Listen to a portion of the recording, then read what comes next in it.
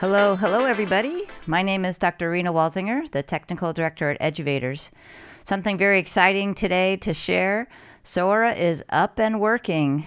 I tried to do this yesterday, but it was, everybody tried to get on at the same time, and so that's how good it is. This is hosted by OpenAI. With your ChatGPT account, if you have a Plus account, you can use it, and it gives you a number of videos that you can make, 5-second videos with that account per month. There's a pro account that's $200 a month. That seems to be unlimited, 1080p, which is a higher resolution. That's a lot of money, but people that are doing expensive productions, that would be very inexpensive for them to make video for either their main video or B-roll. So let's take a look at some images first, and they are quite beautiful. In fact, this is it's pretty stunning. In their Explorer, you can just click on a video and see what's going on. So as the video is moving, it's really redrawing all of the pixels, so you can see the water droplets there. Quite beautiful. The color is amazing. These ones where there's a lot of moving things, like this is a face. You can see, it looks pretty real to me. Water, the way the skin moves. I don't think I've seen that before. Here's kind of just a different thing with moon. You can see though the shadow and the shadow of the stick on the moon is there. What is weird on this one, if you watch the feet, they're kind of floating like ice skating on the moon, which I would say that was definitely probably an AI artifact. So those are the types of things that it's important to notice. Let's look at another one. I love this one, a clownfish in the ocean, and you can see like as it looks like there's some artifacting, but it's really good.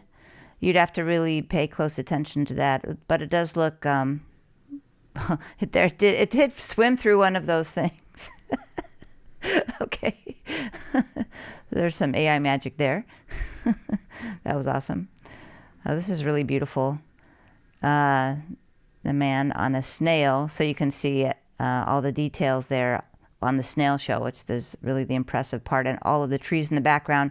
Also, it's kind of in portrait mode, where it's kind of a lens would be focusing on the close subject and blurring out the background. So that takes care of that lens issue, as opposed to a video like this, which is more of a regular video with a lens that has a clear background. So those are stylistic differences in lens types that it can emulate. So a little alien sitting on a cactus. This looks pretty interesting. So it's a flower explosion. Now this is one of those things you can see with AI. It almost looks like a time lapse where things are popping. So not a natural motion, but actually if you did do a time lapse, it would be what that looked like. Now if that's supposed to be kind of looking natural, then you would say those are AI artifacts. So lots of great examples in here. Let's just look at one more just because I like it, of these really cute panda bears munching on their food. You can see the water splashing when they put their paws in there. Lots of detail on the fur. Splashing, I mean, pretty amazing. You can see also the prompts, associated prompts. That's usually how I learn how these work. So let's get into a little more detail. You can see the prompt. If you hover over it, you can see the entire prompt. It's not that long. And it goes from there and makes this image. So in Sora, you can put in images and then create video from those as a reference, or you can do prompts.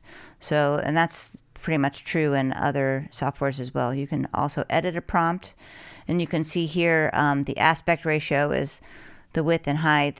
This is the resolution, how many pixels. So 480 is kind of lower. 720 is a lot of what we see on YouTube is 1080. So 720 is what we used to see on TV a lot.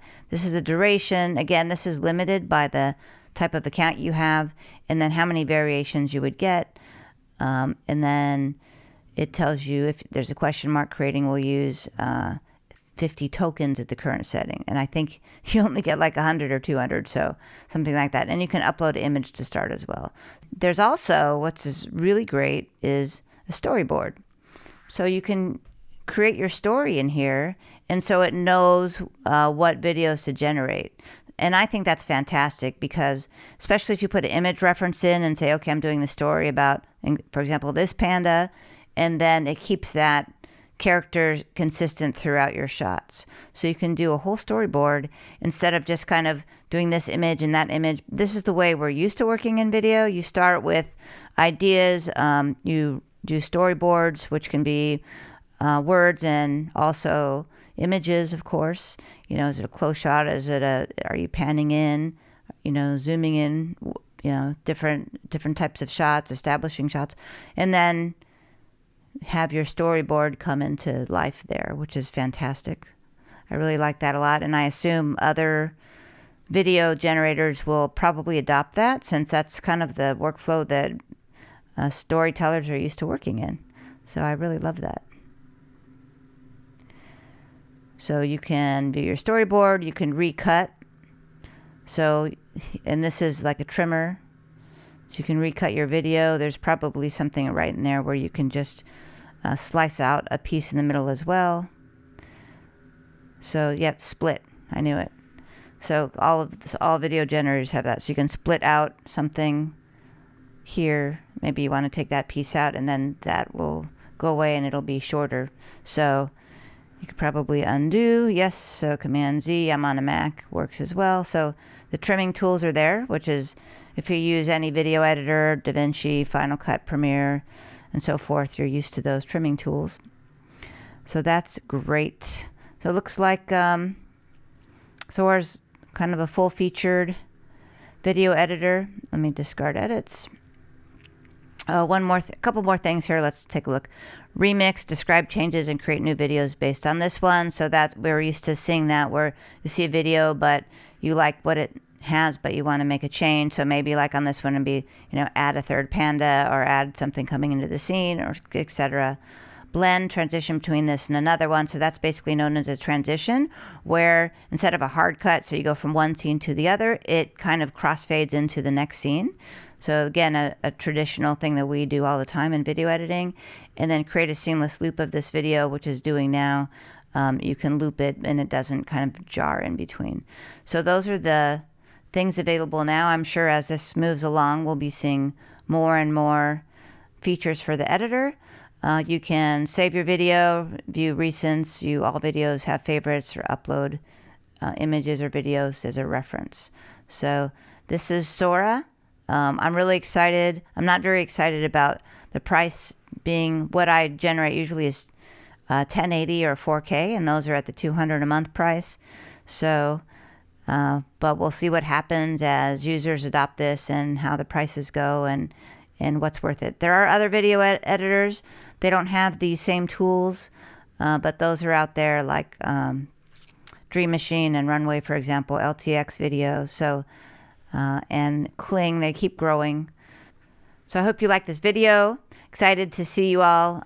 Visit our site at www.eduvators.net, where we share the latest in AI aimed at folks that are in education and content creation. See you next time.